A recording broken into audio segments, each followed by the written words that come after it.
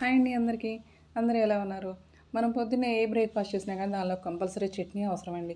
చట్నీ లేకుండా ఏ బ్రేక్‌ఫాస్ట్ కూడా మనం తినలేము. అలాగే రైస్‌లోకి కూడా మనకి ఒక రోటి పచ్చడి ఉంటే బావుండు అనిపిస్తుంది కదండీ! అలా అన్నిట్లోకి ఆల్ ఇన్ వన్‌గా మనం ఒక మంచి చట్నీ రెసిపీతోటి మీ ముందుకొచ్చేసానండి. ఇది చేసి పెట్టుకున్నారంటే 1 వీక్ వరకు పొద్దున్నే ఎటువంటి హడావిడి లేకుండా హ్యాపీగా ఇడ్లీ, దోస అలాగే చపాతీ, రైస్ గానీ దేనిలోకైనా కూడా మంచి కాంబినేషన్ అండి. సూపర్ టేస్టీగా ఉంటుంది. తప్పకుండా ట్రై చేయండి. ఫస్ట్ టైమ్ చూస్తున్న వాళ్ళు, అలాగే సబ్స్క్రైబ్ చేయని వాళ్ళు తప్పకుండా సబ్స్క్రైబ్ చేసుకోండి. మంచి మంచి రెసిపీస్, మంచి మంచి వీడియోస్ మన ఛానల్‌లో వస్తూనే ఉంటాయి. తప్పకుండా చూడండి. ముందుగా బాండీ పెట్టుకొని తర్వాత శుభ్రంగా కడిగి పచ్చిమిర్చి దానిలో వేసుకున్నాను. కొంచెం తడారి పొంగని ఆయిల్ అయితే వేసానండి. కొంచెం అవి ఆయిల్ వేడెక్కుతున్నప్పుడు టొమాటో ముక్కలు ఇలా కట్ చేసేసుకొని వేసుకోవాలి. నేనైతే ఒక 5, 6 టమాటాలైతే కట్ చేశాను. 6 టమాటాలు కట్ చేశానండి చిన్న చిన్న ముక్కలుగా. ఇవన్నీ కూడా చక్కగా మనం మీడియం ఫ్లేమ్‌లో పెట్టుకొని వేయించుకోవాలనమాట. చూడండి బాగా వేడెక్కే వరకు హై ఫ్లేమ్‌లో పెట్టుకోండి. తర్వాత మీడియం ఫ్లేమ్‌లోకి మార్చేసుకోవచ్చు. టమాటాలు కూడా వేసినాక శుభ్రంగా నీట్‌గా కడిగిన పుదీనా, కొత్తిమీర కూడా వేసేసుకోవాలండి. చక్కగా మనం బాగా ఆయిల్‌లో ఫ్రై చేయకుండా చక్కగా మగ్గబెట్టుకొని గనక చేసుకుంటే పచ్చడి అయితే చాలా టేస్టీగా ఉంటుంది. మనం ఎక్కువగా వేయించేస్తే ఏమవుతుందంటే దానిలో ఉన్న ఫ్లేవర్స్ అన్నీ పోతాయండి. దానిలో నీరంతా కూడా ఎగిరిపోయి మాడిపోయినట్టు అయిపోతుంది. అందుకని చక్కగా ఇలా గనక చేసుకుంటే హెల్త్‌కి మంచిది. అలాగే టేస్ట్ కూడా సూపర్‌గా ఉంటుంది. పుదీనా, కొత్తిమీర చాలా మంచిదండి హెల్త్‌కి. మంచిగా డైజెషన్ ప్రాబ్లమ్ ఉన్న వాళ్ళకి, గ్యాస్ ప్రాబ్లమ్ ఉన్న వాళ్ళకి ఇలాంటి చట్నీ కనుక వేసి పెడితే చక్కగా అరుగుదలకు వస్తుందండి. మంచిగా తిన్న ఫుడ్ అంతా కూడా బాగా అరిగి మనకి ఎలాంటి డైజెషన్ ఇష్యూస్ అనేవి రాకుండా ఉంటాయి. గ్యాస్ ప్రాబ్లమ్స్ కానీ ఇలాంటివి కూడా రాకుండా ఉంటాయన్నమాట. మనకి ఎక్కువ జీర్ణశక్తిని పెంచుతుందండి. అందుకని ఇలాంటి చట్నీలు చిన్న పిల్లలకు కూడా వేసి పెట్టొచ్చండి. ఒక 2 ముద్దల్లో గనుక వేసి పెట్టొచ్చు. ఇడ్లీలో పెట్టొచ్చు. దోస ఇలాంటి వాటిలో చక్కగా హ్యాపీగా పెట్టేయొచ్చు. పిల్లల దగ్గర నుంచి పెద్దవాళ్ళ వరకు కూడా చక్కగా తినగలిగేటటువంటి మంచి చట్నీ రెసిపీ అండి.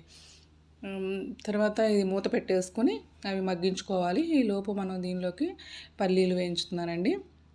పల్లీలు వేయించుకోవాలి. కొంచెం సగం పైగా వేగిన తర్వాత దానిలోకి కొన్ని మెంతులైతే వేశాను. ఒక పావు స్పూన్ ఉంటాయండి మెంతులు. కొంచెం అలాగే ఒక అర స్పూన్ జీలకర్ర కూడా వేశాను. ఇవి చక్కగా వేయించుకోవాలి.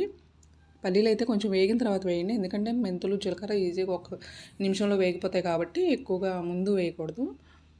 పల్లీలు ఆల్మోస్ట్ మూడొంతులు వేగిన తర్వాత అప్పుడు ఇవి వేసుకొని వేయించుకోవాలి. తర్వాత ఒక 2 స్పూన్లు నువ్వులైతే వేసుకోవాలి. నువ్వులు కూడా కొంచెం చిటపటమన్నప్పుడు ఆఫ్ చేసేసుకుని ఇవన్నీ కూడా చల్లగా ఆరనివ్వాలన్నమాట. చాలా టేస్టీగా ఉంటుందండి. హెల్త్‌కి కూడా చాలా మంచిది. చక్కగా మీరు చేసి పెట్టేసుకోండి. వారం రోజుల వరకు పొద్దున్న ఎటువంటి హడావిడి లేకుండా ఉంటుంది. అన్నీ వేసాం, పల్లీలు వేసాం, నువ్వులు వేసాం కాబట్టి హెల్త్‌కి కూడా చాలా మంచిదండి. చూడండి ఇవన్నీ కూడా మగ్గిపోయినాయి కదా! చక్కగా ఇలా మగ్గిపోయినప్పుడు మనం చింతపండు పెట్టుకోవాలండి. కొంచెం దాని మధ్యలో పెట్టుకుంటే కొంచెం మెత్తగా ఉడికినట్టు అవుతుందనమాట. ఒక 4, 5 వెల్లుల్లి రెబ్బలు కూడా వేసుకొని మీకు ఇష్టమైతే ఇంకా ఎక్కువైనా వేసుకోవచ్చు. నేనైతే 4 వేశాను. ఇవి కూడా వేయించుకోవాలి. చింతపండు కూడా వేసానండి. అది క్లిప్పింగ్ మిస్ అయింది. చిన్న మనకి ఉసిరికాయ ఉంటది కదండీ! ఆ ఉసిరికాయ సైజులో చింతపండుది సరిపోతుంది. టమాటాలో పులుపు ఉంటుంది కాబట్టి, మనం వేయించుకున్నాం కదండీ! అవన్నీ కూడా పౌడర్‌లాగా చేసి రెడీగా పెట్టుకోవాలనమాట. దీనిలో కొంచెం నీరంతా ఇట్లా ఎగిరిపోయి టమాటా ముక్కలు సాఫ్ట్‌గా అయ్యే వరకు వేయించుకోవాలి. తప్పకుండా మీరు సబ్స్క్రైబ్ చేసుకోండి ఫ్రెండ్స్. ప్లీజ్ సపోర్ట్ మీ. నేను మంచి మంచి వీడియోస్, మంచి మంచి రెసిపీస్ పెడుతూనే ఉంటాను. మీరు ఈజీగా చేసుకునే విధంగా ఫస్ట్ టైం చేసినా కానీ, బ్యాచిలర్స్ కానీ, అలాగే చిన్నపిల్లలు కూడా మనం ఈజీగా చేసుకోవచ్చండి. మీకు అంత ఈజీగా రెసిపీస్ అనేవి చేసి చూపిస్తాను. ఇంకా మంచి మంచి రెసిపీస్ కూడా చేస్తాను. మీకు ఏమైనా అడిగితే కనుక మీరు అడిగిన రెసిపీస్ కూడా చేసి నేను వీడియో అయితే పెడతానండి. చూడండి ఇవన్నీ కూడా వేరే ఒక బౌల్లోకి తీసేసుకొని చక్కగా ఆరనివ్వాలి. బాగా కూల్గా ఆరిపోయిన తర్వాత దీనిలోకి మనం ఇంత పౌడర్ చేసుకున్నాం కదండి ఇది కూడా వేసేసుకోవాలన్నమాట. ఇవన్నీ కూడా చక్కగా మెత్తగా మిక్సీ పట్టుకోవాలి. అంటే మెత్తగా అంటే పేస్ట్ లాగా కాకుండా మనం రోట్లో నూరుకున్నప్పుడు ఎలా ఉంటుందో ఆ కన్సిస్టెన్సీలో మిక్సీ పట్టుకుంటే సరిపోతుంది. తగినంత ఉప్పును కూడా యాడ్ చేసుకోండి. యాడ్ చేసేసుకొని చక్కగా ఈ విధంగా అయితే పెట్టుకోండి. బాగా మెత్తగా పేస్ట్ లాగా చేయకుండా ఇలా కొంచెం కొంచెం బరకగా ఉండేటట్టుగా మిక్సీ పట్టుకోవాలండి. అప్పుడు సేమ్ మనం రోట్లో నూరినట్టుగా వస్తుంది. మీకు రోలు కనుక ఉంటే రోట్లోనైనా నూరేసుకోండి. చాలా బాగుంటుంది. దీనిలోకి ఇలా పోపు వేసేసుకోండి. ఆయిల్ వేసుకొని పచ్చిశనగపప్పు, మినపప్పు, ఆవాలు, జీలకర్ర, ఎండుమిర్చి, కరివేపాకు, కొన్ని మెంతులు వేసుకొని ఇలా తాలింపు వేసుకుని దీనిలో కలిపేసుకోవడమేనండి. చాలా టేస్టీగా ఉంటుందండి. ఒక్కసారి ట్రై చేసి చూడండి. ఎలా వచ్చిందో నా కామెంట్ సెక్షన్లో కామెంట్ చేయండి.